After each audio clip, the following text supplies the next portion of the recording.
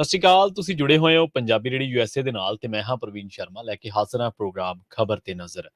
ਖਬਰ ਤੇ ਨਜ਼ਰ ਪ੍ਰੋਗਰਾਮ ਦੇ ਵਿੱਚ ਖਬਰਾਂ ਤੇ ਗੱਲਬਾਤ ਕਰਨ ਤੋਂ ਪਹਿਲਾਂ, ਖਬਰਾਂ ਤੇ ਝਾਤਖੋਰੀ ਕਰਨ ਤੋਂ ਪਹਿਲਾਂ ਧੰਨਵਾਦ ਕਰਦੇ ਚੱਲੀਏ ਸਾਡੇ ਸਪਾਂਸਰਸ ਦਾ ਜਿਹੜੇ ਜ਼ਰੀਆ ਬਣਦੇ ਨੇ ਇਹਨਾਂ ਪ੍ਰੋਗਰਾਮਾਂ ਨੂੰ ਤੁਹਾਡੇ ਤੱਕ ਪਹੁੰਚਾਉਣ ਦੇ ਲਈ। ਖਾਲਸਾ ਇੰਸ਼ੋਰੈਂਸ ਏਜੰਸੀ ਵਾਲੇ ਪਿਛਲੇ ਕਈ ਦਹਾਕਿਆਂ ਤੋਂ ਇੰਸ਼ੋਰੈਂਸ ਦੇ ਵਿੱਚ ਸ਼ਾਨਦਾਰ ਸੇਵਾਵਾਂ ਦੇਣ ਦੇ ਲਈ ਜਾਣੇ ਜਾਂਦੇ ਨੇ। ਕਿਸੇ ਵੀ ਤਰ੍ਹਾਂ ਦੀ ਇੰਸ਼ੋਰੈਂਸ ਦੇ ਲਈ ਤੁਸੀਂ ਇਹਨਾਂ ਦੇ ਨਾਲ 408 272 2500 ਤੇ ਗੱਲ ਕਰ ਸਕਦੇ ਹੋ।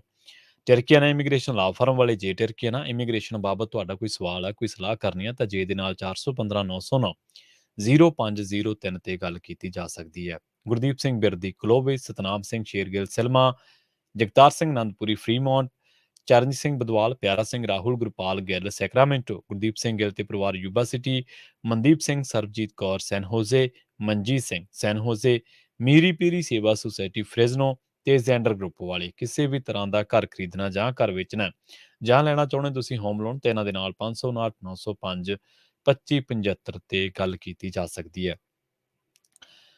ਖਬਰਾਂ ਦੇ ਵੱਲ ਆਈਏ ਤੇ ਸ਼ੁਰੂਆਤ ਕਰੀਏ ਵਾਰਸ ਪੰਜਾਬ ਜਥੇਬੰਦੀ ਦੇ ਮੁਖੀ ਭਾਈ ਅੰਮ੍ਰਿਤਪਾਲ ਸਿੰਘ ਦੇ ਬਿਆਨ ਤੋਂ। ਮਾਨਸਾ ਜ਼ਿਲ੍ਹੇ ਦੇ ਪਿੰਡ ਬੱਛੋਆਣਾ ਦੇ ਵਿੱਚ ਪੁੱਜੇ ਵਾਰਸ ਪੰਜਾਬ ਜਥੇਬੰਦੀ ਦੇ ਮੁਖੀ ਭਾਈ ਅੰਮ੍ਰਿਤਪਾਲ ਸਿੰਘ ਨੇ ਕਿਹਾ ਕਿ ਅਸੀਂ ਸੁਨਾਮ ਦੇ ਵਿੱਚ ਕੋਈ ਡੇਰਾ ਨਹੀਂ ਬਣ ਦਿਆਂਗੇ। ਉਹਨਾਂ ਨੇ ਕਿਹਾ ਕਿ ਜੇਕਰ ਸਰਕਾਰ ਡੇਰਾ ਮੁਖੀ ਗੁਰਮੀਤ ਰਾਮ ਰਹੀਮ ਦਾ ਵਿਰੋਧ ਨਹੀਂ ਕਰਦੀ ਤਾਂ ਅਸੀਂ ਇਸ ਦਾ ਸਖਤ ਵਿਰੋਧ ਕਰਾਂਗੇ, ਕਿਉਂਕਿ ਡੇਰਾ ਮੁਖੀ ਰਾਮ ਰਹੀਮ ਨੇ ਸਿੱਖਾਂ ਦਾ ਅਪਮਾਨ ਕੀਤਾ ਹੈ। ਉਹਨਾਂ ਨੇ ਕਿਹਾ ਕਿ ਕਿਸੇ ਵੀ ਹਾਲਤ ਦੇ ਵਿੱਚ ਡੇਰਾ ਨਹੀਂ ਬਣ ਦਿੱਤਾ ਜਾਵੇਗਾ। ਉਹਨਾਂ ਸਰਕਾਰ ਨੂੰ ਚੇਤਾਵਨੀ ਦਿੱਤੀ ਹੈ ਕਿ ਫਿਰ ਉਹਨਾਂ ਨੂੰ ਗਰਮ ਖਿਆਲੀ ਕਹਿ ਕੇ ਬਦਨਾਮ ਕੀਤਾ ਜਾ ਰਿਹਾ ਹੈ, ਜਦਕਿ ਸਰਕਾਰ ਡੇਰਾ ਮੁਖੀ ਨੂੰ ਸੁਰੱਖਿਆ ਦੇ ਰਹੀ ਹੈ। ਭਾਈ ਅੰਮ੍ਰਿਤਪਾਲ ਸਿੰਘ ਨੇ ਅੱਗੇ ਕਿਹਾ ਕਿ ਜੇਕਰ ਸਰਕਾਰ ਨੇ ਸੁਨਾਮ ਦੇ ਵਿੱਚ ਬਣਨ ਜਾ ਰਹੇ ਡੇਰੇ ਨੂੰ ਨਾ ਰੋਕਿਆ ਤਾਂ ਅਸੀਂ ਰੋਕਾਂਗੇ। ਉਹ ਸਿੱਖ ਵਿਰੋਧੀ ਸਾਡਾ ਵੈਰੀ ਹੈ, ਬਲਾਤਕਾਰੀ ਹੈ। ਪੰਜਾਬ ਦੇ ਵਿੱਚ ਡੇਰਾ ਨਹੀਂ ਬਣਨਾ ਚਾਹੀਦਾ। ਉਹਨਾਂ ਨੇ ਕਿਹਾ ਕਿ ਸਿੱਖਾਂ ਤੇ ਹਮੇਸ਼ਾ ਗਰਮ ਖਿਆਲੀ ਹੋਣ ਦਾ ਦੋਸ਼ ਲਾਇਆ ਜਾਂਦਾ ਹੈ। ਉਹਨਾਂ ਨੇ ਕਿਹਾ ਕਿ ਬੇਅਦਬੀ ਅਤੇ ਮੌੜ ਮੰਡੀ ਬੰਬ ਧਮਾਕੇ ਦੇ ਤਾਰ ਡੇਰੇ ਦੇ ਨਾਲ ਜੁੜੇ ਹੋਏ ਨੇ। ਅਗਲੀ ਖਬਰ ਦੇ ਵੱਲ ਵਧੀਏ ਤਾਂ ਭਾਰਤੀ ਕਿਸਾਨ ਯੂਨੀਅਨ ਏਕਤਾ ਉਗਰਾਹਾਂ ਦੀ ਅਗਵਾਈ ਹੇਠ ਮੁੱਖ ਮੰਤਰੀ ਦੀ ਰਿਹਾਇਸ਼ੀ ਕਲੋਨੀ ਦੇ ਮੁੱਖ ਗੇਟ ਤੇ ਘਿਰਾਓ ਦੇ ਚੌਥੇ ਦਿਨ ਅਤੇ ਪੱਕੇ ਮੋਰਚੇ ਦੇ 15ਵੇਂ ਦਿਨ ਡਟੇ ਹਜ਼ਾਰਾਂ ਕਿਸਾਨਾਂ ਵੱਲੋਂ ਸੂਬਾ ਪ੍ਰਧਾਨ ਜੋਗਿੰਦਰ ਸਿੰਘ ਉਗਰਾਹਾਂ ਦੇ ਸੱਦੇ ਤੇ ਫੁੱਲ ਚੜਾਉਂਦਿਆਂ ਮੋਰਚੇ ਤੇ ਹੀ ਡਟੇ ਰਹਿਣ ਅਤੇ ਮੁੱਖ ਮੰਤਰੀ ਦੀ ਕੋਠੀ ਅੱਗੇ ਸੰਘਰਸ਼ੀ ਦੀਵਾਲੀ ਮਨਾਉਣ ਦਾ ਐਲਾਨ ਕੀਤਾ ਗਿਆ। ਭਰਵੇਂ ਇਕੱਠ ਨੂੰ ਸੰਬੋਧਨ ਕਰਦਿਆਂ ਯੂਨੀਅਨ ਦੇ ਸੂਬਾ ਪ੍ਰਧਾਨ ਜੋਗਿੰਦਰ ਸਿੰਘ ਉਗਰਾਹਾਂ ਨੇ ਕਿਹਾ ਕਿ ਉਹਨਾਂ ਦੀ ਦੀਵਾਲੀ ਸੰਘਰਸ਼ਾਂ ਦੇ ਮੈਦਾਨਾਂ ਦੇ ਵਿੱਚ ਹੀ ਲੰਘਦੀ ਹੈ। ਇਹ ਚੌਥੀ ਦੀਵਾਲੀ ਹੈ ਜੋ ਕਿਸਾਨ ਸੜਕਾਂ ਤੇ ਮਨਾਉਣਗੇ। ਉਹਨਾਂ ਨੇ ਕਿਹਾ ਕਿ ਮੁੱਖ ਮੰਤਰੀ ਦੀ ਕੋਠੀ ਅੱਗੇ ਸੰਘਰਸ਼ ਜਾਰੀ ਰੱਖਾਂਗੇ ਤੇ ਰਾਤ ਨੂੰ ਨਾਟਕਾਂ ਦੀ ਪੇਸ਼ਕਾਰੀ ਕਰਾਂਗੇ। ਨਾਲ ਉਹਨਾਂ ਨੇ ਇਹ ਵੀ ਕਿਹਾ ਕਿ ਪ੍ਰਸ਼ਾਸਨ ਦੇ ਨਾਲ ਹੋਈ 2 ਗੇੜ ਦੀ ਮੀਟਿੰਗ ਦੇ ਵਿੱਚ ਜੋ ਮੰਗਾਂ ਰੱਖੀਆਂ ਗਈਆਂ ਸਨ, ਉਹਨਾਂ ਦੇ ਜਵਾਬ ਦੇ ਵਿੱਚ ਸਰਕਾਰ ਵੱਲੋਂ ਅਸਿੱਧੇ ਤੌਰ ਤੇ ਇਨਕਾਰ ਕੀਤਾ ਗਿਆ। ਸੰਘਰਸ਼ੀ ਮੋਰਚੇ ਦੇ ਦੌਰਾਨ ਸ਼ਹੀਦ ਹੋਏ ਕਿਸਾਨਾਂ ਬਾਰੇ ਗੱਲਬਾਤ ਕਰਦਿਆਂ ਉਗਰਾਹਾਂ ਨੇ ਕਿਹਾ ਕਿ ਜਿਹੜੀ ਸਰਕਾਰ ਆਪਣਿਆਂ ਨੂੰ ਤਾਂ ਕਰੋੜਾਂ ਰੁਪਏ ਦੇ ਸਕਦੀ ਹੈ, ਉਹ ਸ਼ਹੀਦ ਕਿਸਾਨਾਂ ਦੇ ਪਰਿਵਾਰਾਂ ਨੂੰ 10 ਲੱਖ ਰੁਪਏ ਮੁਆਵਜ਼ਾ ਦੇਣ ਤੋਂ ਵੀ ਭੱਜ ਰਹੀ ਹੈ। ਉਹਨਾਂ ਕਿਸਾਨਾਂ ਨੂੰ ਸੱਦਾ ਦਿੱਤਾ ਹੈ ਕਿ ਸੰਘਰਸ਼ ਦੀ ਗੱਲ ਹਾਲੇ ਮੁੱਕੀ ਨਹੀਂ। ਉਹਨਾਂ ਕਿਹਾ ਕਿ ਦੀਵਾਲੀ ਤੋਂ ਬਾਅਦ ਸੂਬਾ ਕਮੇਟੀ ਦੀ ਮੀਟਿੰਗ ਕਰਕੇ ਸੰਘਰਸ਼ ਬਾਰੇ ਅਗਲਾ ਫੈਸਲਾ ਲਿਆ ਜਾਵੇਗਾ। ਉਹਨਾਂ ਕਿਸਾਨਾਂ ਨੂੰ ਸੱਦਾ ਦਿੱਤਾ ਕਿ ਉਹ ਭਲਕੇ ਸੰਘਰਸ਼ੀ ਦੀਵਾਲੀ ਦੇ ਵਿੱਚ ਭਰਵੀਂ ਸ਼ਮੂਲੀਅਤ ਕਰਨ। ਪੱਕੇ ਮੋਰਚੇ ਦੌਰਾਨ ਲੋਕ ਕਲਾ ਮੰਚ ਮੁੱਲਾਪੁਰ ਦੀ ਟੀਮ ਵੱਲੋਂ ਹਰਕੇਸ਼ ਚੌਧਰੀ ਦੀ ਅਗਵਾਈ ਹੇਠ ਸ਼ਹੀਦ ਭਗਤ ਸਿੰਘ ਦੀ ਜ਼ਿੰਦਗੀ ਦੇ ਨਾਲ ਸੰਬੰਧਿਤ ਇਨਕਲਾਬੀ ਨਾਟਕ ਛਿਪਣ ਤੋਂ ਪਹਿਲਾਂ ਖੇਡਿਆ ਗਿਆ। ਨਾਟਕ ਦੀ ਜਜ਼ਬਾਤੀ ਪੇਸ਼ਕਾਰੀ ਨੇ ਸਰੋਤਿਆਂ ਨੂੰ ਬੇਹੱਦ ਪ੍ਰਭਾਵਿਤ ਕੀਤਾ ਸੀ। ਵਧਦੇ ਹਾਂ ਅਗਲੀ ਖਬਰ ਦੇ ਵੱਲ ਤੇ ਗੱਲ ਕਰਦੇ ਹਾਂ ਸੁਖਪਾਲ ਸਿੰਘ ਖਹਿਰਾ ਦੇ ਬਿਆਨ ਦੀ। ਸੰਗਰੂਰ ਦੇ ਵਿੱਚ ਮੁੱਖ ਮੰਤਰੀ ਭਗਵੰਤ ਮਾਨ ਦੀ ਰਿਹਾਇਸ਼ ਸਾਹਮਣੇ ਕਿਸਾਨ ਯੂਨੀਅਨ ਦੇ ਧਰਨੇ ਦੇ ਵਿੱਚ 2 ਕਿਸਾਨਾਂ ਦੀ ਮੌਤ ਨੂੰ ਲੈ ਕੇ ਕਾਂਗਰਸ ਦੇ ਸੀਨੀਅਰ ਲੀਡਰ ਸੁਖਪਾਲ ਖਹਿਰਾ ਨੇ ਆਮ ਆਦਮੀ ਪਾਰਟੀ ਦੀ ਸਰਕਾਰ ਨੂੰ ਘੇਰਿਆ। ਸੁਖਪਾਲ ਖਹਿਰਾ ਨੇ ਕਿਸਾਨਾਂ ਦੀ ਮੌਤ ਦੇ ਲਈ ਮੁਆਵਜ਼ਾ ਮੰਗਦਿਆਂ ਕਿਸਾਨਾਂ ਦੀਆਂ ਮੰਗਾਂ ਤੁਰੰਤ ਮੰਗਣ ਦੇ ਲਈ ਕਿਹਾ। ਸੁਖਪਾਲ ਖਹਿਰਾ ਨੇ ਟਵੀਟ ਕਰਦਿਆਂ ਲਿਖਿਆ, ਅਰਵਿੰਦ ਕੇਜਰੀਵਾਲ ਤੇ ਭਗਵੰਤ ਮਾਨ ਸਾਰੇ ਨਕਲੀ ਕ੍ਰਾਂਤੀਕਾਰੀਆਂ ਨੂੰ ਸ਼ਰਮ ਆਉਣੀ ਚਾਹੀਦੀ ਹੈ। ਬੀਕੇਯੂ ਉਗਰਾਹਾਂ ਦੇ 2 ਕਿਸਾਨ ਸੰਗਰੂਰ ਵਿਖੇ ਮੁੱਖ ਮੰਤਰੀ ਦੇ ਘਰ ਦੇ ਬਾਹਰ 9 ਅਕਤੂਬਰ ਤੋਂ ਧਰਨੇ ਦੌਰਾਨ ਮਾਰੇ ਗਏ ਨੇ, ਪਰ ਕਿਸੇ ਨੇ ਵੀ ਉਹਨਾਂ ਦੀ ਮੌਤ ਤੇ ਅਫਸੋਸ ਜਾਂ ਉਹਨਾਂ ਦੀਆਂ ਮੰਗਾਂ ਬਾਰੇ ਪੁੱਛਣ ਦੀ ਖੇਚਲ ਨਹੀਂ ਕੀਤੀ। ਮੋਦੀ ਤੇ ਉਹਨਾਂ ਦੇ ਵਿੱਚ ਕੋਈ ਫਰਕ ਨਹੀਂ ਹੈ। ਉਹਨਾਂ ਅੱਗੇ ਕਿਹਾ ਕਿ ਮੈਂ ਸੰਗਰੂਰ ਦੇ ਵਿੱਚ ਭਗਵੰਤ ਮਾਨ ਦੇ ਘਰ ਦੇ ਬਾਹਰ ਬੀਕੇਯੂ ਅਗਰਾਹਾਂ ਵੱਲੋਂ ਦਿੱਤੇ ਜਾ ਰਹੇ ਧਰਨੇ ਦੇ ਵਿੱਚ ਮਰਨ ਵਾਲੇ 2 ਕਿਸਾਨਾਂ ਨੂੰ 10 ਲੱਖ ਰੁਪਏ ਦੀ ਐਕਸ ਗ੍ਰੇਸ਼ੀਆ ਗ੍ਰਾਂਟ ਅਤੇ ਕਰਜ਼ਾ ਮਾਫੀ ਦੀ ਮੰਗ ਦਾ ਪੂਰਾ ਸਮਰਥਨ ਕਰਦਾ। ਜੇਕਰ ਪੰਜਾਬ ਦੇ ਕਿਸਾਨ ਕਰਜ਼ੇ ਦੇ ਹੇਠ ਦਬ ਕੇ ਮਰ ਰਹੇ ਨੇ ਤਾਂ ਪ੍ਰਚਾਰ ਤੇ ਕਰੋੜਾਂ ਖਰਚਣ ਦਾ ਕੀ ਮਤਲਬ ਹੈ? ਗੱਲ ਕਿਸਾਨੀ ਦੀ ਹੀ ਕਰਦੇ ਹਾਂ। ਪੰਜਾਬ ਦੇ ਵਿੱਚ ਬਾਹਰੀ ਝੋਨੇ ਦੀ ਆਮਦ ਹਮੇਸ਼ਾ ਵਿਵਾਦਾਂ ਦੇ ਵਿੱਚ ਰਹਿੰਦੀ ਹੈ ਤੇ ਇੱਕ ਬਹੁਤ ਵੱਡਾ ਮੁੱਦਾ ਬਣਦਾ ਹੈ। ਇਸ ਆਮਦ ਤੇ ਸਖਤ ਸਰਕਾਰੀ ਰੋਕ ਨੇ ਸਰਕਾਰੀ ਵਿਭਾਗਾਂ ਦੇ ਵਿੱਚ ਆਪਸੀ ਖਿੱਚੋਤਾਣ ਦੇ ਹਾਲਾਤ ਪੈਦਾ ਕਰ ਦਿੱਤੇ ਨੇ। ਸਰਕਾਰੀ ਨਿਰਦੇਸ਼ਾਂ ਦੇ ਕਰਕੇ ਪੰਜਾਬ ਪੁਲਿਸ ਵੱਲੋਂ ਕਿੱਲਿਆਂ ਵਾਲੀ ਅੰਤਰਰਾਜੀ ਨਾਕੇ ਤੇ ਝੋਨੇ ਦੇ ਭਰੇ ਖੜੇ 1.5 ਦਰਜਨ ਟਰੱਕ ਪੰਜਾਬ ਦੇ ਵਿੱਚ ਅਗਾਂਹ ਨਹੀਂ ਜਾਣ ਦਿੱਤੇ ਜਾ ਰਹੇ। ਟਰੱਕਾਂ ਦੇ ਵਿੱਚ ਲੱਦੇ ਝੋਨੇ ਦੀ ਅਸਲ ਕੀਮਤ ਬਾਰੇ ਪੰਜਾਬ ਪੁਲਿਸ ਅਤੇ ਪੰਜਾਬ ਮੰਡੀ ਬੋਰਡ ਦੇ ਵਿਚਾਲੇ ਪੇਚ ਫਸਿਆ ਹੋਇਆ ਹੈ। ਬਾਕੀ ਵੱਡੀ ਗਿਣਤੀ ਟਰੱਕ ਹੱਦ ਤੋਂ ਪਛਾਂ ਵੀ ਖੜੇ ਨੇ। ਪੰਜਾਬ ਪੁਲਿਸ ਨੂੰ ਖਦਸ਼ਾ ਹੈ ਕਿ ਇਹਨਾਂ ਟਰੱਕਾਂ ਦੇ ਉੱਪਰ ਬਾਸਮਤੀ ਝੋਨਾ ਲੱਦ ਕੇ ਵਿਚਾਲੇ ਪਰਮਲ ਝੋਨਾ ਭਰਿਆ ਹੋਣ ਦੀ ਸੂਚਨਾ ਹੈ। ਜ਼ਿਕਰਯੋਗ ਹੈ ਕਿ ਪੰਜਾਬ ਦੇ ਵਿੱਚ ਬਾਹਰੀ ਪਰਮਲ ਝੋਨੇ ਦੀ ਆਮਦ ਤੇ ਪੂਰਨ ਪਾਬੰਦੀ ਹੈ, ਜਦਕਿ ਟਰੱਕ ਡਰਾਈਵਰਾਂ ਦੇ ਕੋਲ ਦਸਤਾਵੇਜ਼ਾਂ ਦੇ ਮੁਤਾਬਕ ਇਹ ਟਰੱਕ ਨਰੇਲਾ, ਦਿੱਲੀ, ਉਕਲਾਣਾ, ਹਰਿਆਣਾ, ਡਬਰਾ, ਉੱਤਰ ਪ੍ਰਦੇਸ਼, ਮੱਧ ਪ੍ਰਦੇਸ਼ ਅਤੇ ਹੋਰ ਥਾਵਾਂ ਤੋਂ ਝੋਨਾ ਲਿਆ ਕੇ ਜਲਾਲਾਬਾਦ ਖੇਤਰ ਦੇ ਸ਼ੈਲਰਾਂ ਦੇ ਵਿੱਚ ਲੱਥਦੇ ਨੇ। ਟਰੱਕਾਂ ਵਾਲਿਆਂ ਦੀ ਅਪੀਲ ਤੇ ਬਾਹਰੀ ਝੋਨੇ ਬਾਰੇ ਪੰਜਾਬ ਮੰਡੀ ਬੋਰਡ ਅਤੇ ਪਨਗਰੇਨ ਅਮਲੇ ਤੇ ਆਧਾਰਿਤ ਟੀਮ ਨੇ ਟਰੱਕਾਂ ਦੇ ਵਿੱਚੋਂ ਝੋਨੇ ਦੇ ਸੈਂਪਲ ਲਏ। ਪੰਜਾਬ ਮੰਡੀ ਬੋਰਡ ਬੈਰੀਅਰ ਦੇ ਇੰਚਾਰਜ ਕਲਰਕ ਗੁਰਪ੍ਰੀਤ ਸਿੰਘ ਨੇ ਕਿਹਾ ਤੇ ਉਹਨਾਂ ਨੇ ਕਿਹਾ ਕਿ ਉਹਨਾਂ ਨੇ ਟਰੱਕਾਂ ਉੱਤੇ ਚੜ੍ਹ ਕੇ 3-4 ਜਗ੍ਹਾ ਤੋਂ ਸੈਂਪਲ ਲਏ ਨੇ ਅਤੇ ਪਨਗਰੇਨ ਦੇ ਇੰਸਪੈਕਟਰ ਮਨਦੀਪ ਕੌਰ ਨੇ ਸੈਂਪਲਾਂ ਦੇ ਆਧਾਰ ਤੇ 17 ਟਰੱਕਾਂ ਦੇ ਵਿੱਚ ਬਾਸਮਤੀ ਫੂਸਾ 1509 ਅਤੇ ਇੱਕ ਟਰੱਕ ਦੇ ਵਿੱਚ ਬਾਸਮਤੀ ਫੂਸਾ 1718 ਝੋਨਾ ਲੱਦੇ ਹੋਣ ਦੀ ਪੁਸ਼ਟੀ ਕੀਤੀ ਹੈ ਤੇ ਪੰਜਾਬ ਦੇ ਵਿੱਚ ਇਹ ਟਰੱਕ ਜਿਹੜੇ ਆ ਉਹ ਦਾਖਲ ਹੋ ਸਕਦੇ ਨੇ। ਦੂਜੇ ਪਾਸੇ ਮਲੋਟ ਦੇ ਡੀਐਸਪੀ ਬਲਕਾਰ ਸਿੰਘ ਦਾ ਕਹਿਣਾ ਹੈ ਕਿ ਸਰਕਾਰੀ ਨਿਰਦੇਸ਼ਾਂ ਦੀ ਪਾਲਣਾ ਦੇ ਲਈ 100% ਦੀ ਫਿਜ਼ੀਕਲ ਵੈਰੀਫਿਕੇਸ਼ਨ ਉਪਰੰਤ ਹੀ ਬਾਹਰੀ ਝੋਨੇ ਦੇ ਲੱਦੇ ਟਰੱਕਾਂ ਨੂੰ ਪੰਜਾਬ ਦੇ ਵਿੱਚ ਦਾਖਲ ਹੋਣ ਦਿੱਤਾ ਜਾਵੇਗਾ। ਬੀਤੇ 20 ਘੰਟਿਆਂ ਤੋਂ ਨਾਕੇ ਤੇ ਦਾਖਲੇ ਦੀ ਪ੍ਰਵਾਨਗੀ ਦੀ ਉਡੀਕ ਕਰ ਰਹੇ ਟਰੱਕ ਡਰਾਈਵਰ ਦਿਲਬਾਗ ਸਿੰਘ, ਰਣਜੀਤ ਸਿੰਘ ਅਤੇ ਹੋਰਨਾਂ ਨੇ ਕਿਹਾ ਕਿ ਉਹਨਾਂ ਦੇ ਕੋਲ ਲੋੜੀਂਦੇ ਦਸਤਾਵੇਜ਼ ਨੇ ਅਤੇ ਪੰਜਾਬ ਮੰਡੀ ਬੋਰਡ ਤੋਂ ਉਕਤ ਝੋਨੇ ਦੀ ਆਮਦ ਸੰਬੰਧੀ ਬਕਾਇਦਾ ਟੋਕਨ ਜਾਰੀ ਕਰਵਾਏ ਹੋਏ ਨੇ। ਦੀਵਾਲੀ ਦੇ ਤਿਉਹਾਰ ਮੌਕੇ ਉਹਨਾਂ ਨੂੰ ਇਸ ਤਰ੍ਹਾਂ ਰੋਕ ਕੇ ਖੱਜਲ ਖੁਆਰ ਕੀਤਾ ਜਾ ਰਿਹਾ ਹੈ। ਰੁਕ ਕਰਦੇ ਹਾਂ ਫਿਲੌਰ ਦਾ, ਜਿੱਥੇ ਸਥਾਨਕ ਪੁਲਿਸ ਨੇ ਇੱਕ ਗੈਂਗਸਟਰ ਨੂੰ ਹਥਿਆਰਾਂ ਸਣੇ ਕਾਬੂ ਕੀਤਾ ਹੈ। ਜਲੰਧਰ ਦਿਹਾਤੀ ਦੇ ਐਸਐਸਪੀ ਸਰਬਜੀਤ ਸਿੰਘ ਬਾਈਆ ਅਤੇ ਸਥਾਨਕ ਡੀਐਸਪੀ ਨੇ ਦੱਸਿਆ ਕਿ ਥਾਣਾ ਮੁਖੀ ਇੰਸਪੈਕਟਰ ਸੁਰਿੰਦਰ ਕੁਮਾਰ ਦੀ ਅਗਵਾਈ ਦੇ ਹੇਠ ਥਾਣਾ ਫਿਲੌਰ ਦੀ ਟੀਮ ਨੇ ਲਖਵਿੰਦਰ ਸਿੰਘ ਉਰਫ ਮਟਰੂ ਵਾਸੀ ਹਿਓ ਥਾਣਾ ਸਦਰ ਬੰਗਾ ਨੂੰ ਕਾਬੂ ਕਰਕੇ ਉਸ ਦੇ ਕੋਲੋਂ ਸਿੰਗਲ ਬੈਰਲ 12 ਬੋਰ ਗਨ ਦੇ ਸਮੇਤ 40 ਕਾਰਤੂਸ, ਇੱਕ 12 ਬੋਰ ਡਬਲ ਬੈਰਲ ਗਨ ਸਮੇਤ 15 ਕਾਰਤੂਸ, ਇੱਕ ਪਿਸਤੌਲ 32 ਬੋਰ, ਇੱਕ ਪਿਸਤੌਲ 45 ਬੋਰ ਤੇ 3 ਮੈਗਜ਼ੀਨ ਬਰਾਮਦ ਕੀਤੇ ਨੇ। ਉਹਨਾਂ ਨੇ ਕਿਹਾ ਹੈ ਕਿ ਇਹ ਪੁੱਛ ਪੜਤਾਲ ਦੇ ਦੌਰਾਨ ਗੱਲ ਸਾਹਮਣੇ ਆਈ ਹੈ ਕਿ ਉਹ ਸੁਖਜਿੰਦਰ ਬਾਬਾ ਗਰੁੱਪ ਦੇ ਨਾਲ ਸੰਬੰਧ ਰੱਖਦਾ, ਜਿਸ ਦੀ ਖੱਤਰੀ ਗਰੁੱਪ ਦੇ ਨਾਲ ਦੁਸ਼ਮਣੀ ਚੱਲ ਰਹੀ ਹੈ। ਮੁਲਜ਼ਮ ਵੱਖ-ਵੱਖ ਦੋਸ਼ਾਂ ਦੇ ਤਹਿਤ ਅਗਸਤ 2016 ਤੋਂ ਮਈ 2017 ਤੱਕ ਹੁਸ਼ਿਆਰਪੁਰ ਜੇਲ੍ਹ ਦੇ ਵਿੱਚ ਬੰਦ ਸੀ। ਪਿਛਲੇ ਸਾਲ ਖੱਤਰੀ ਗਰੁੱਪ ਵੱਲੋਂ ਉਸ ਦੇ ਘਰ ਤੇ ਹਮਲਾ ਕੀਤਾ ਗਿਆ ਸੀ, ਜਿਸ ਦੇ ਦੌਰਾਨ ਉਸ ਨੇ ਖੱਤਰੀ ਗਰੁੱਪ ਦੇ ਸੁਰਜੀਤ ਸਿੰਘ ਕੂਨਰ ਦੀ ਗੋਲੀ ਮਾਰ ਕੇ ਹੱਤਿਆ ਕਰ ਦਿੱਤੀ ਸੀ। ਇਸੇ ਮਗਰੋਂ ਖੱਤਰੀ ਗਰੁੱਪ ਵੱਲੋਂ ਉਸ ਦੇ ਸਾਥੀ ਮੱਖਣ ਕੰਗ ਦਾ ਪਿੰਡ ਕੰਗ ਨੇੜੇ ਕਤਲ ਕਰ ਦਿੱਤਾ ਗਿਆ ਸੀ। ਹੁਣ ਮੱਖਣ ਸਿੰਘ ਦੇ ਕਤਲ ਦਾ ਬਦਲਾ ਲੈਣ ਦੇ ਲਈ ਉਸ ਨੇ ਉੱਤਰ ਪ੍ਰਦੇਸ਼ ਤੋਂ ਭਾਰੀ ਮਾਤਰਾ ਦੇ ਵਿੱਚ ਅਸਲਾ ਮੰਗਵਾਇਆ ਸੀ। ਇਸੇ ਅਰਸੇ ਦੇ ਦੌਰਾਨ ਉਹ ਅੰਮ੍ਰਿਤਸਰ, ਹੁਸ਼ਿਆਰਪੁਰ ਅਤੇ ਜ਼ਿਲ੍ਹਾ ਹਰਿਆਣੇ ਦੇ ਕਈ ਪਿੰਡਾਂ ਦੇ ਵਿੱਚ ਛੁਪ ਕੇ ਰਹਿੰਦਾ ਰਿਹਾ। ਪੁਲਿਸ ਦੇ ਮੁਤਾਬਕ ਮੁਲਜ਼ਮ ਕਈ ਕੇਸਾਂ ਦੇ ਵਿੱਚ ਭਗੌੜਾ ਚੱਲ ਰਿਹਾ ਸੀ। ਅਗਲੀ ਖਬਰ ਬੜੀ ਉਦਾਸ ਕਰ ਦੇਣ ਵਾਲੀ ਖਬਰ ਹੈ। ਭੋਗਪੁਰ ਦੇ ਨੇੜੇ ਪਿੰਡ ਪੈਂਦਾ ਲੜੋਈ। ਉੱਥੋਂ ਦੇ ਨੌਜਵਾਨ ਸਤਵਿੰਦਰਜੀਤ ਸਿੰਘ, ਜਿਸ ਦੀ ਉਮਰ 29 ਸਾਲ ਦੱਸੀ ਗਈ ਹੈ, ਉਸ ਦੇ ਪੁੱਤਰ ਜਰਨੈਲ ਸਿੰਘ ਦੀ ਕੈਲੀਫੋਰਨੀਆ ਦੇ ਵਿੱਚ ਇੱਕ ਹਾਦਸੇ ਦੇ ਦੌਰਾਨ ਮੌਤ ਹੋ ਗਈ। ਪਤਾ ਲੱਗਿਆ ਹੈ ਕਿ ਸਤਵਿੰਦਰ ਸਿੰਘ 2013 ਦੇ ਵਿੱਚ ਰੋਜ਼ੀ ਰੋਟੀ ਕਮਾਉਣ ਦੇ ਲਈ ਅਮਰੀਕਾ ਗਿਆ ਸੀ। ਸਤਵਿੰਦਰ ਸਿੰਘ 29 ਸਾਲ ਉਮਰ ਹੈ, ਜਦਕਿ ਜਰਨੈਲ ਸਿੰਘ ਉਹਨਾਂ ਦੇ ਪਿਤਾ ਜੀ ਦਾ ਨਾਂ ਹੈ।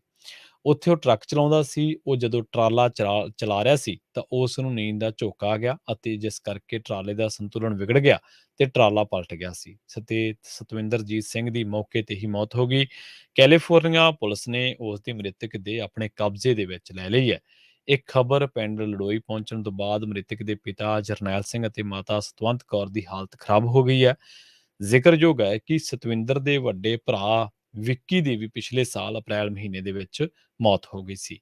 ਪਿੰਡ ਵਾਸੀਆਂ ਨੇ ਸਰਕਾਰ ਤੋਂ ਮੰਗ ਕੀਤੀ ਹੈ ਕਿ ਸਤਵਿੰਦਰਜੀਤ ਸਿੰਘ ਦੀ ਲਾਸ਼ ਨੂੰ ਪੰਜਾਬ ਦੇ ਵਿੱਚ ਲਿਆਉਣ ਦੇ ਲਈ ਪੀੜਤ ਪਰਿਵਾਰ ਦੀ ਮਦਦ ਕੀਤੀ ਜਾਵੇ। ਵਧਦੇ ਹਾਂ ਅਗਲੀ ਖਬਰ ਦੇ ਵੱਲ। ਦੀਪ ਸਿੱਧੂ ਦੇ ਭਰਾ ਮਨਦੀਪ ਸਿੱਧੂ ਨੇ ਸ੍ਰੀ ਅਕਾਲ ਤਖਤ ਸਾਹਿਬ ਦੇ ਜਥੇਦਾਰ ਗਿਆਨੀ ਹਰਪ੍ਰੀਤ ਸਿੰਘ ਦੇ ਨਾਲ ਮੁਲਾਕਾਤ ਕੀਤੀ। ਇਸੇ ਦੌਰਾਨ ਉਹਨਾਂ ਦੀਪ ਸਿੱਧੂ ਦੀ ਤਸਵੀਰ ਅਜਾਇਬ ਘਰ ਦੇ ਵਿੱਚ ਲਗਾਉਣ ਦੀ ਮੰਗ ਕੀਤੀ ਹੈ। ਇਸ ਮੌਕੇ ਗੱਲਬਾਤ ਕਰਦਿਆਂ ਦੀਪ ਸਿੱਧੂ ਦੇ ਭਰਾ ਨੇ ਆਖਿਆ ਕਿ ਉਹ ਦਰਬਾਰ ਸਾਹਿਬ ਮੱਥਾ ਟੇਕਣ ਆਏ ਸਨ। ਇਸੇ ਦੌਰਾਨ ਉਹ ਸਿੰਘ ਸਾਹਿਬ ਨੂੰ ਵੀ ਮਿਲੇ ਨੇ। ਉਹਨਾਂ ਨੇ ਆਖਿਆ ਕਿ ਜਥੇਦਾਰ ਨੂੰ ਮਿਲਣ ਦਾ ਮਕਸਦ ਇਹੀ ਸੀਗਾ ਕਿ ਸਿੱਖ ਅਜਾਇਬ ਘਰ ਦੇ ਵਿੱਚ ਦੀਪ ਸਿੱਧੂ ਦੀ ਤਸਵੀਰ ਲਗਾਈ ਜਾਵੇ। ਉਹਨਾਂ ਨੇ ਕਿਹਾ ਕਿ ਜਥੇਦਾਰ ਸਾਹਿਬ ਨੇ ਭਰੋਸਾ ਵੀ ਦਿੱਤਾ ਹੈ ਕਿ ਉਹ ਇਸ ਉੱਤੇ ਵਿਚਾਰ ਕਰਨਗੇ। ਰੁਖ ਕਰਦੇ ਹਾਂ ਕੁਝ ਕੌਮੀ ਖਬਰਾਂ ਦਾ। ਦਿੱਲੀ ਦੇ ਮੁੱਖ ਮੰਤਰੀ ਅਤੇ ਆਮ ਆਦਮੀ ਪਾਰਟੀ ਦੇ ਸੁਪਰੀਮੋ ਅਰਵਿੰਦ ਕੇਜਰੀਵਾਲ ਨੇ ਸਵਾਲ ਉਠਾਇਆ ਕਿ ਮਹਿੰਗਾਈ ਦੇ ਨਾਲ ਪਰੇਸ਼ਾਨ ਲੋਕਾਂ ਨੂੰ ਆਖਰ ਮੁਫਤ ਸਿੱਖਿਆ ਅਤੇ ਇਲਾਜ ਕਿਉਂ ਨਹੀਂ ਮਿਲਣਾ ਚਾਹੀਦਾ ਅਤੇ ਅਜਿਹੀਆਂ ਚੀਜ਼ਾਂ ਨੂੰ ਮੁਫਤ ਰਿਓੜੀਆਂ ਕਹਿ ਕੇ ਆਮ ਆਦਮੀ ਦਾ ਅਪਮਾਨ ਕਿਉਂ ਕੀਤਾ ਜਾ ਰਿਹਾ।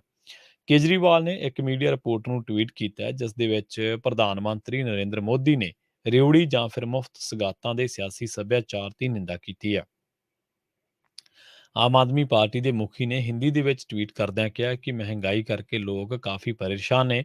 ਉਹਨਾਂ ਨੂੰ ਮੁਫਤ ਸਿੱਖਿਆ, ਇਲਾਜ, ਦਵਾਈਆਂ ਅਤੇ ਬਿਜਲੀ ਕਿਉਂ ਨਹੀਂ ਸਸਤੀ ਮਿਲਣੀ ਚਾਹੀਦੀ। ਸਿਆਸਤਦਾਨਾਂ ਨੂੰ ਇੰਨੀਆਂ ਸਹੂਲਤਾਂ ਮੁਫਤ ਦੇ ਵਿੱਚ ਮਿਲਦੀਆਂ ਨੇ। ਬੈਂਕਾਂ ਨੇ ਇੰਨੇ ਅਮੀਰਾਂ ਦੇ ਕਰਜ਼ੇ ਮਾਫ ਕਰ ਦਿੱਤੇ ਨੇ ਤੇ ਇਹਨਾਂ ਸਹੂਲਤਾਂ ਨੂੰ ਵਾਰ-ਵਾਰ ਰਿਓੜੀ ਕਹਿ ਕੇ ਆਮ ਆਦਮੀ ਦਾ ਅਪਮਾਨ ਨਾ ਕੀਤਾ ਜਾਵੇ।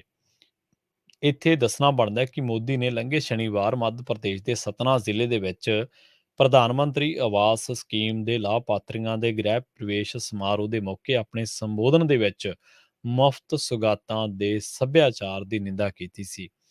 ਪ੍ਰਧਾਨ ਮੰਤਰੀ ਨੇ ਕਿਹਾ ਕਿ ਜਦ ਟੈਕਸ ਦੇਣ ਵਾਲਾ ਇਹ ਦੇਖਦਾ ਕਿ ਉਸ ਤੋਂ ਇਕੱਠੇ ਕੀਤੇ ਗਏ ਪੈਸੇ ਰਿਓੜੀਆਂ ਵੰਡਣ ਉੱਪਰ ਖਰਚ ਕੀਤੇ ਜਾ ਰਹੇ ਨੇ ਤਾਂ ਉਹ ਦੁਖੀ ਹੁੰਦਾ। ਮੋਦੀ ਸਾਹਿਬ, ਦੁਖੀ ਤਾਂ ਟੈਕਸ ਵਾਲਾ ਉਦੋਂ ਵੀ ਹੁੰਦਾ ਜਦੋਂ ਕੋਈ ਹਜ਼ਾਰਾਂ ਕਰੋੜਾਂ ਦਾ ਘਪਲਾ ਕਰਕੇ ਮੁਲਕ ਦੇ ਵਿੱਚੋਂ ਐਂ ਨਿਕਲ ਜਾਵੇ ਜਿਵੇਂ ਸਿਨੇਮੇ ਦੇ ਵਿੱਚੋਂ ਫਿਲਮ ਦੇਖ ਕੇ ਬੰਦਾ ਨਿਕਲਿਆ ਹੁੰਦਾ ਹੈ। ਬਾਕੀ ਰਹੀ ਗੱਲ ਅਰਵਿੰਦ ਕੇਜਰੀਵਾਲ ਦੀ, ਇਹ ਅੱਜ-ਕੱਲ੍ਹ ਸਿਆਸੀ ਬਿਆਨਬਾਜ਼ੀ ਹੈ। ਇੱਕ ਦੂਜੇ ਨੂੰ ਠਿੱਬੀ ਲਾਉਣ ਦੇ ਲਈ ਜਿਹੜੀ ਹੈ ਬਿਆਨਬਾਜ਼ੀ ਉਹ ਕੀਤੀ ਜਾਂਦੀ ਹੈ। ਪਰ ਹਾਂ, ਇੱਕ ਗੱਲ ਜ਼ਰੂਰ ਹੈ ਕਿ ਡੈਮੋਕ੍ਰੇਸੀ ਦੇ ਵਿੱਚ ਸਟੇਟ ਵੈਲਫੇਅਰ ਹੁੰਦੀ ਹੈ ਤੇ ਵੈਲਫੇਅਰ ਸਟੇਟ ਨੂੰ ਡਿਫਾਈਨ ਕਰਨਾ ਜ਼ਰੂਰੀ ਹੈ। ਸਿਆਸੀ ਹਿੱਤਾਂ ਲਈ ਲਏ ਫਾਇਦੇ ਇੱਕ ਹੋਰ ਗੱਲ ਹੈ, ਜਦਕਿ ਲੋਕਾਂ ਦੇ ਫਾਇਦੇ ਦੇ ਲਈ, ਲੋਕਤੰਤਰ ਦੇ ਪੱਖ ਦੇ ਵਿੱਚ ਫਾਇਦੇ ਲਈ, ਆਵਾਮ ਦੇ ਲਈ ਫਾਇਦੇ ਸੋਚ ਕੇ ਬਣਾਈਆਂ ਨੀਤੀਆਂ ਦੇ ਲਈ ਜਿਹੜਾ ਉਹ ਇੱਕ ਹੋਰ ਗੱਲ ਹੈ। ਸੋ ਇਹ ਜਿਹੜੀ ਚੀਜ਼ ਆ, ਇਸ ਤਰ੍ਹਾਂ ਹੀ ਜਿਹੜੀ ਸਿਆਸੀ ਦੂਸ਼ਣਬਾਜ਼ੀ ਇੱਕ ਦੂਜੇ ਉੱਤੇ ਇਸ ਤਰ੍ਹਾਂ ਹੀ ਚੱਲਦੀ ਰਹਿਣੀ ਹੈ। ਅਗਲੀ ਗੱਲ ਕਰਦੇ ਹਾਂ ਕਰਨਾਟਕ ਦੇ ਵਿੱਚ ਭਾਜਪਾ ਦੇ ਇੱਕ ਮੰਤਰੀ ਦੀ, ਜਿਹਨੇ ਬੇਸ਼ਰਮੀ ਦੀਆਂ ਹੱਦਾਂ ਪਾਰ ਕਰ ਦਿੱਤੀਆਂ ਤੇ ਇਸ ਹੰਕਾਰੇ ਮੰਤਰੀ ਨੇ ਇੱਕ ਬੀਬੀ ਨੂੰ ਥੱਪੜ ਤੱਕ ਮਾਰ ਦਿੱਤਾ।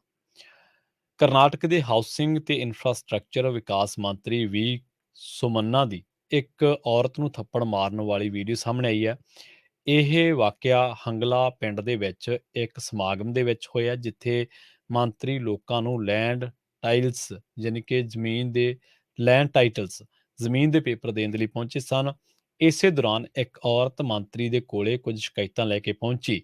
ਮੰਤਰੀ ਨੇ ਜਿਵੇਂ ਇਸ ਔਰਤ ਦੀ ਬੀਬੀ ਦੀ ਗੱਲ ਸੁਣੀ ਤਾਂ ਉਸ ਦੇ ਥੱਪੜ ਜੜ ਦਿੱਤਾ, ਪਰ ਇਸ ਔਰਤ ਨੇ ਥੱਪੜ ਦਾ ਵਿਰੋਧ ਕਰਨ ਦੀ ਬਜਾਏ ਮੰਤਰੀ ਦੇ ਪੈਰ ਛੂਹ ਲਏ। ਉਸ ਤੋਂ ਬਾਅਦ ਕੁਝ ਮੀਡੀਆ ਰਿਪੋਰਟਾਂ ਇਹ ਦੱਸ ਰਹੀਆਂ ਨੇ ਕਿ ਇਸ ਔਰਤ ਨੇ ਦਾਅਵਾ ਕੀਤਾ ਕਿ ਮੰਤਰੀ ਨੇ ਉਹਨੂੰ ਥੱਪੜ ਨਹੀਂ ਮਾਰਿਆ ਸੀ, ਬਲਕਿ ਉਸ ਨੂੰ ਦਿਲਾਸਾ ਦਿੱਤਾ ਸੀ। ਬਾਅਦ ਦੇ ਵਿੱਚ ਕਿਹਾ ਹੈ ਕਿ ਉਹ ਇੱਕ ਗਰੀਬ ਪਰਿਵਾਰ ਤੋਂ ਆ ਤੇ ਉਸ ਨੇ ਮੰਤਰੀ ਦੇ ਨਾਲ ਜ਼ਮੀਨ ਦੇ ਕੇ ਉਸ ਦੀ ਮਦਦ ਕਰਨ ਦੀ ਅਪੀਲ ਕੀਤੀ ਸੀ। ਉਹਨਾਂ ਨੇ ਕਿਹਾ ਹੈ ਕਿ ਬਾਅਦ ਦੇ ਵਿੱਚ ਇਸ ਮੰਤਰੀ ਨੇ ਇਸ ਔਰਤ ਤੋਂ ਮਾਫੀ ਮੰਗੀ। ਉਧਰ ਦੂਜੇ ਪਾਸੇ ਕਾਂਗਰਸ ਨੇ ਇਸ ਮੰਤਰੀ ਨੂੰ ਜਿਹੜੀ ਆ ਉਹ ਬਰਖਾਸਤ ਕਰਨ ਦੀ ਮੰਗ ਕੀਤੀ ਹੈ। ਕਾਂਗਰਸ ਨੇ ਮੰਗ ਕੀਤੀ ਹੈ ਕਿ ਭਾਜਪਾ ਮੰਤਰੀਆਂ ਦਾ ਘਮੰਡ ਸਿਰ ਚੜ੍ਹ ਕੇ ਬੋਲ ਰਿਹਾ ਹੈ। ਉਹਨਾਂ ਨੇ ਕਿਹਾ ਕਿ ਸੁਮੰਨਾ ਨੇ ਥੱਪੜ ਮਾਰ ਕੇ ਇੱਕ ਬੇਸਹਾਰਾ ਔਰਤ ਦੀ ਜਿਹੜੀ ਹੈ ਬੇਇੱਜ਼ਤੀ ਕੀਤੀ ਹੈ ਤੇ ਉਹਨੂੰ ਜ਼ਮੀਨ ਤੇ ਪਟਕ ਦਿੱਤਾ ਤੇ ਇਸੇ ਕਰਕੇ ਉਹਨੂੰ ਹੁਣ ਬਰਖਾਸਤ ਕਰ ਦੇਣਾ ਚਾਹੀਦਾ ਹੈ। ਜੇਕਰ ਇਹ ਵੀਡੀਓ ਸੱਚੀ ਹੈ ਤਾਂ ਵਾਕਿਆ ਹੀ ਉਹਦੇ ਤੇ ਸਖਤ ਕਾਰਵਾਈ ਹੋਣੀ ਚਾਹੀਦੀ ਹੈ। ਇੱਕ ਫਰਿਆਦੀ ਬੰਦਾ ਤੁਹਾਡੇ ਕੋਲੇ ਫਰਿਆਦ ਲੈ ਕੇ ਪਹੁੰਚਿਆ ਤੇ ਤੁਸੀਂ ਉਸ ਬੰਦੇ ਨਾਲ ਸਿਰਫ ਇਸ ਕਰਕੇ ਬਦਤਮੀਜ਼ੀ ਨਾਲ ਪੇਸ਼ ਆ ਰਹੇ ਹੋ ਕਿ ਤੁਸੀਂ ਇੱਕ ਮੰਤਰੀ ਹੋ। ਸ਼ਰਮ ਆਉਣੀ ਚਾਹੀਦੀ ਹੈ ਤੇ ਥੋੜ੍ਹੀ ਜਿਹੀ ਸ਼ਰਮ ਮੋਦੀ ਸਾਹਿਬ ਨੂੰ ਵੀ ਕਰਨੀ ਚਾਹੀਦੀ ਹੈ। ਨਾਰੀ ਸਸ਼ਕਤੀਕਰਨ, ਵੂਮਨ ਇੰਪਾਵਰਮੈਂਟ ਦੀਆਂ ਵੱਡੀਆਂ-ਵੱਡੀਆਂ ਗੱਲਾਂ ਕਰਦੇ ਆ ਮੋਦੀ ਸਾਹਿਬ ਤੇ ਪਰ ਉਹਨਾਂ ਦੀ ਬੀਜੇਪੀ ਦੇ ਵਿੱਚ ਹੀ ਇੱਕ ਤਾਂ ਸਰਕਾਰ ਉਹਨਾਂ ਦੀ ਬਲਾਤਕਾਰੀਆਂ ਨੂੰ ਛੱਡ ਰਹੀ ਹੈ ਲਗਾਤਾਰ। ਉਹਨਾਂ ਤੇ ਬਲਾਤਕਾਰੀਆਂ ਤੇ ਪਤਾ ਨਹੀਂ ਕਿਉਂ ਮਿਹਰਬਾਨ ਹੈ। ਦੂਜੀ ਗੱਲ ਇਹ ਹੈ ਕਿ ਇਹੋ ਜਿਹੇ ਹੰਕਾਰੇ ਮੰਤਰੀਆਂ ਨੂੰ ਥੋੜ੍ਹੀ ਜਿਹੀ ਨੱਥ ਪਾਉਣੀ ਚਾਹੀਦੀ ਹੈ। ਉਹਨਾਂ ਨੂੰ ਸਿਖਾਉਣਾ ਚਾਹੀਦਾ ਹੈ ਕਿ ਔਰਤਾਂ ਆਮ ਲੋਕਾਂ ਨਾਲ ਕਿਵੇਂ ਪੇਸ਼ ਹੋਣਾ ਹੈ। ਇਹ ਆਮ ਲੋਕਾਂ ਦੇ ਦਿੱਤੇ ਟੈਕਸ ਤੇ ਮੋਦੀ ਸਾਹਿਬ ਟੈਕਸ ਦਾ ਜ਼ਿਕਰ ਕਰਦੇ ਨੇ ਜਦੋਂ ਰਿਓੜੀਆਂ ਦਾ ਜ਼ਿਕਰ ਕਰਦੇ ਆ, ਤੇ ਆਮ ਲੋਕਾਂ ਦੇ ਦਿੱਤੇ ਟੈਕਸ ਤੇ ਪਲਦੇ ਆ ਇਹ ਮੰਤਰੀ। ਇਹਨਾਂ ਦੇ ਚੁੱਲ੍ਹੇ, ਰਸੋਈਆਂ, ਗੱਡੀਆਂ, ਕਾਰਾਂ, ਮਾਲੀ ਸਭ ਆਮ ਲੋਕਾਂ ਦੇ ਭਰੇ ਟੈਕਸ ਤੋਂ, ਸਿਕਿਉਰਿਟੀ ਤੱਕ ਆਮ ਲੋਕਾਂ ਦੇ ਭਰੇ ਟੈਕਸ ਤੋਂ ਜਾਂਦਾ ਸਾਰਾ ਕੁਛ। ਸੋ ਸ਼ਰਮ ਕਰਨੀ ਚਾਹੀਦੀ ਹੈ। ਹਰ ਇਹੋ ਜਿਹਾ ਵਾਕਿਆ ਤੁਹਾਨੂੰ ਯਾਦ ਹੋਣਾ, ਪੰਜਾਬ ਦੇ ਇੱਕ ਹੰਕਾਰੇ ਐਮਐਲਏ ਨੇ, ਜੋਗਿੰਦਰਪਾਲ ਜੈਨ ਨੇ, ਇੱਕ ਮੁੰਡੇ ਨੂੰ ਸਿਰਫ ਫੇਸ ਕਰਕੇ ਥੱਪੜ ਮਾਰਤਾ ਸੀਗਾ। ਉਹ ਮੁੰਡੇ ਨੇ ਪੁੱਛ ਲਿਆ ਸੀਗਾ ਵੀ ਬਈ ਜੈਨ ਸਾਹਿਬ ਤੁਸੀਂ ਤਾਂ ਸਾਨੂੰ ਨੌਕਰੀਆਂ ਦੇਣ ਦੀ ਗੱਲ ਕੀਤੀ ਸੀ ਤੇ ਹੁਣ ਕਰਦੇ ਨਹੀਂ। ਕੀ ਇੱਕ ਐਮਐਲਏ ਨੂੰ ਸਵਾਲ ਕਰਨਾ ਗੁਨਾਹ ਵਾ? ਇਹ ਜੋਗਿੰਦਰ ਜੈਨ ਆ ਜਿਹੜਾ, ਇਹ ਕੋਈ ਰੱਬ ਬਣ ਗਿਆ ਵਾ ਐਮਐਲਏ ਬਣ ਕੇ? ਸੋ ਉਹਨੇ ਥੱਪੜ ਮਾਰਿਆ, ਪਰ ਜਦੋਂ ਸਮੇਂ ਦਾ ਥੱਪੜ ਵੱਜਿਆ ਫਿਰ ਜੋਗਿੰਦਰ ਜੈਨ ਨੂੰ ਮਾਈਨਿੰਗ ਦੇ ਮਾਮਲੇ ਦੇ ਵਿੱਚ ਜ਼ਮਾਨਤ ਬੜੀ ਔਖੀ ਮਿਲੀ ਸੀ। ਸੋ ਜੈਨ ਸਾਹਿਬ, ਤੁਸੀਂ ਜਦੋਂ 4 ਵੋਟਾਂ ਵੱਧ ਲੈ ਕੇ ਤੁਸੀਂ ਐਮਐਲਏ ਬਣ ਗਏ, ਰੱਬ ਨਹੀਂ ਬਣ ਗਏ। ਲੋਕਾਂ ਨੇ ਤੁਹਾਨੂੰ ਸਵਾਲ ਕਰਨ ਵਾਸਤੇ ਚੁਣਿਆ। ਜੇ ਇੰਨਾ ਮਾਦਾ ਹੈ ਨਹੀਂ, ਘਰੇ ਬੈਠੋ। ਕਿਉਂ ਕਰਦੇ ਆ ਕੰਮਕਾਰ? ਕਿਉਂ ਖੜੇ ਹੁੰਦੇ ਆ ਵੋਟਾਂ 'ਚ? ਕਿਉਂ ਲੋਕਾਂ ਦੇ ਵਿੱਚ ਇੰਨਾ ਲਾਮ ਲਸ਼ਕਰ ਲੈ ਕੇ, ਸਿਕਿਉਰਿਟੀ ਲੈ ਕੇ ਜਾਂਦੇ ਹੋ? ਫਿਰ ਅਸੀਂ ਕਹਿ ਨਹੀਂ ਸਕਦੇ, ਜਾਂ ਤਾਂ ਫਿਰ ਵੇਖੋ ਇਕੱਲੇ ਨਾਲ ਇਕੱਲਾ, ਫਿਰ ਲੋਕ ਤੁਹਾਨੂੰ ਦੱਸਣ। ਸੋ ਬੜਾ ਸੌਖਾ ਹੈ 20 ਬਾਡੀਗਾਰਡਾਂ 'ਚ, 20 ਸਿਪਾਹੀਆਂ 'ਚ ਖੜ ਕੇ ਇੱਕ ਬੇਸਹਾਰਾ ਬੰਦੇ ਨੂੰ ਥੱਪੜ ਮਾਰ ਦੇਣਾ ਬਹੁਤ ਸੌਖਾ ਹੈ। ਪਰ ਜਿੱਦੇ ਸਮੇਂ ਦਾ ਥੱਪੜ ਵੱਜਦਾ ਨਾ, ਉਦੇ ਪਤਾ ਲੱਗਦਾ। ਬੜੇ ਹੰਕਾਰਿਆਂ ਦੀ ਬੂਥ ਲਵਾਈ ਹੈ ਇਹਨਾਂ ਲੋਕਾਂ ਨੇ। ਆ ਜਿਹੜੇ ਅੱਜ ਕੁਰਸੀਆਂ ਤੇ ਬੈਠੇ ਨੇ ਨਾ, ਇਹੀ ਕਹਿੰਦੇ ਹੁੰਦੇ ਸੀ, ਲੋਕਤੰਤਰ ਦੇ ਵਿੱਚ ਲੋਕ ਵੱਡੇ ਹੁੰਦੇ, ਨੇਤਾ ਵੱਡੇ ਨਹੀਂ ਹੁੰਦੇ। ਸੋ ਲੋਕਤੰਤਰ ਦੇ ਵਿੱਚ ਲੋਕ ਵੱਡੇ ਹੁੰਦੇ ਆ। ਜੇ ਵੀਡੀਓ ਸਹੀ ਹੈ, ਡਾਕਟਰੇਟ ਨਹੀਂ, ਕਿਸੇ ਵੀ ਤਰ੍ਹਾਂ ਦੀ ਫੈਬਰੀਕੇਸ਼ਨ ਇਹ 'ਚ ਨਹੀਂ ਕੀਤੀ ਗਈ, ਤਾਂ ਇਸ ਮੰਤਰੀ ਨੂੰ ਬਰਖਾਸਤ ਕਰ ਦੇਣਾ ਚਾਹੀਦਾ ਹੈ। ਪਰ ਇਹਨਾਂ ਦਾ ਇੱਕ ਟਰੈਕ ਰਿਕਾਰਡ ਆ। ਇਹਨਾਂ ਦੇ ਮੰਤਰੀ ਦੇ ਮੁੰਡੇ ਨੇ, ਆਸ਼ੀਸ਼ ਮਿਸ਼ਰੇ ਦੇ ਮੁੰਡੇ ਨੇ, ਮਾਫ਼ ਕਰਨਾ, ਅਜੇ ਮਿਸ਼ਰਾ ਦੇ ਮੁੰਡੇ ਆਸ਼ੀਸ਼ ਮਿਸ਼ਰੇ ਨੇ 4 ਕਿਸਾਨ ਦੜ ਕੇ ਮਾਰਤੇ, ਕਤਲ ਕਰਤਾ, ਮਿੱਥ ਕੇ ਮਾਰੇ ਨਾਲੇ। ਕੀ ਕੀਤਾ? ਬੀਜੇਪੀ ਨੇ ਮੰਤਰੀ ਬਰਖਾਸਤ ਕੀਤਾ? ਨਹੀਂ ਕੀਤਾ। ਸੋ ਪੰਜਾਬੀ ਰੇਡੀਓ ਯੂਐਸਏ ਦੇ ਪ੍ਰੋਗਰਾਮ ਖਬਰ ਤੇ ਨਜ਼ਰ ਨੂੰ ਆਪਾਂ ਇੱਥੇ ਸਮਾਪਤ ਕਰਾਂਗੇ। ਤੁਸੀਂ ਜੁੜੇ ਰਹੋ ਪੰਜਾਬੀ ਰੇਡੀਓ ਯੂਐਸਏ ਦੇ ਨਾਲ, ਤੇ ਆਖਿਰ ਦੇ ਵਿੱਚ ਇੱਕ ਵਾਰ ਮੁੜ ਤੋਂ ਤੁਹਾਨੂੰ ਸਭ ਨੂੰ ਪਿਆਰ ਸਤਿਕਾਰ ਸਹਿਤ ਸਤਿ ਸ਼੍ਰੀ ਅਕਾਲ। ਜਾਂਦੇ ਇੱਕ ਜਾਣਕਾਰੀ ਤੁਹਾਡੇ ਨਾਲ ਸਾਂਝੀ ਕਰਦੇ ਚੱਲ ਗਏ। ਉਹ ਜਾਣਕਾਰੀ ਇਹ ਹੈ ਕਿ ਗੁਰਦੁਆਰਾ ਸਾਹਿਬ ਟਹਿਰਾ ਬਿਊਨਾ ਯੂਬਾ ਸਿਟੀ ਤੋਂ 43ਵੇਂ ਮਹਾਨਗਰ ਕੀਰਤਨ ਦੇ ਸਬੰਧ ਦੇ ਵਿੱਚ ਜਿਹੜੇ ਦੀਵਾਨ ਨੇ, ਉਹਨਾਂ ਦਾ ਸਿੱਧਾ ਪ੍ਰਸਾਰਣ ਪੰਜਾਬੀ ਰੇਡੀਓ ਯੂਐਸਏ ਦੇ ਫੇਸਬੁੱਕ ਤੇ YouTube ਚੈਨਲ ਤੇ ਲਾਈਵ ਹੋ ਰਿਹਾ। ਸਵੇਰੇ 9 ਵਜੇ ਤੋਂ ਲੈ ਕੇ ਤੇ ਸ਼ਾਮੀ 5 ਵਜੇ ਤੋਂ ਲੈ ਕੇ ਇਹ ਸਮਾਗਮ ਜਿਹੜੇ ਨੇ ਉਹ ਲਾਈਵ ਹੁੰਦੇ ਨੇ। ਸੋ ਉਹਨਾਂ ਨੂੰ ਦੇਖਣਾ, ਸ਼ੇਅਰ ਕਰਨਾ ਨਾ ਭੁੱਲਿਓ। ਤੇ ਇੱਕ ਜਾਣਕਾਰੀ ਹੋਰ ਅਹਿਮ ਤੁਹਾਡੇ ਨਾਲ ਸਾਂਝੀ ਕਰਦੇ ਚਲੇ ਗਏ। ਉਹ ਜਾਣਕਾਰੀ ਇਹ ਹੈ ਕਿ 26 ਤਰੀਕ ਨੂੰ ਸਵੇਰੇ 8 ਵਜੇ ਕੈਲੀਫੋਰਨੀਆ ਦੇ ਅਮਰੀਕੀ ਪੰਜਾਬੀ ਕਿਸਾਨਾਂ ਨੇ ਹੋਰ ਭਾਈਚਾਰਿਆਂ ਦੇ ਨਾਲ ਰਲ ਕੇ ਪਾਣੀ ਦੀ ਮਿਸਮੈਨੇਜਮੈਂਟ ਨੂੰ ਲੈ ਕੇ ਹੁਣ ਸਰਕਾਰ ਨੂੰ ਘੇਰਨ ਦਾ ਤਹੱਈਆ ਕੀਤਾ ਹੈ, ਤੇ ਇਹਨਾਂ ਨੇ ਕੈਪੀਟਲ ਹਿੱਲ ਤੇ ਧਰਨਾ ਦੇਣਾ ਹੈ। ਸਵੇਰੇ 8 ਵਜੇ ਉਹਦਾ ਟਾਈਮ ਹੈ। ਬੁੱਧਵਾਰ ਸ਼ਾਇਦ ਉਸ ਦਿਨ ਬੰਦ ਹੈ, ਸਵੇਰੇ 8 ਵਜੇ 26 ਤਰੀਕ ਨੂੰ। ਸੋ ਉਸ ਬਾਬਤ ਵੀ ਅਸੀਂ ਕੋਸ਼ਿਸ਼ ਕਰਾਂਗੇ ਕਿ ਉਹਦੀ ਬਾਬਤ ਵੀ ਜਿਹੜੀ ਆ ਉਹ live coverage Punjabi radio USA ਤੇ ਟੈਲੀਕਾਸਟ ਕੀਤੀ ਜਾਵੇ। ਸੋ ਇਸ ਦੇ ਨਾਲ ਹੀ ਇੱਕ ਵਾਰ ਮੁੜ ਤੋਂ ਤੁਹਾਡੇ ਤੋਂ ਲੈਂਦੇ ਹਾਂ ਵਿਦਾ। ਇਜਾਜ਼ਤ ਦਿਓ। ਧੰਨਵਾਦ। ਜੁੜੇ ਰਹੋ ਪੰਜਾਬੀ ਰੇਡੀਓ ਯੂਐਸਏ ਦੇ ਨਾਲ, ਤੇ ਆਖਿਰ ਦੇ ਵਿੱਚ ਇੱਕ ਵਾਰ ਮੁੜ ਤੋਂ ਤੁਹਾਨੂੰ ਸਭ ਨੂੰ ਪਿਆਰ ਸਤਿਕਾਰ ਸਹਿਤ ਸਤਿ ਸ਼੍ਰੀ ਅਕਾਲ।